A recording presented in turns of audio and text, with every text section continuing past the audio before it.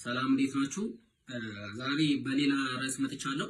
እስኪ ሁለት ኤክስፕሬሽኖች እኔ መጀመሪያ እስኪ በእንግሊዘኛ ጸጉሬን ልቆረጥ ልሄድ ነው በሉኝ። ሁለተኛው ላይ ደግሞ እስኪ 3 ኪሎ ጨምሬያለሁ በሉኝ። ኦኬ እንዴት እስኪ ያ መጀመሪያ ጸጉሬን ልቆረጥ ልሄድ ነው።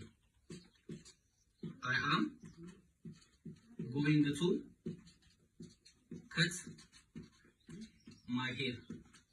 እንደዚህ ካላችሁ ስላይት የሆነ አሜንድመንት ፈልጋል እንደዚህ ልክ አይደለም። ትክክለኛው I am going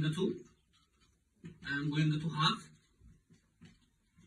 my hair cut። ይሄኛው ትክክለኛ ኤክስፕሬሽን ነው። I am going to have my hair cut። ጸጉሬን ልቆረጥ ልሄድ ነው። ጸጉር ቤት ልሄድ ነው ማለት ከተፈለገ ደግሞ I am going to barber shop ነው ጸጉር ቤት ማለት ነው። ግን ጸጉሬን ልቆረጥ ልሄድ ነው ሲባል to have ሚሊዮን ይወስዳል። ከዛ my hair cut።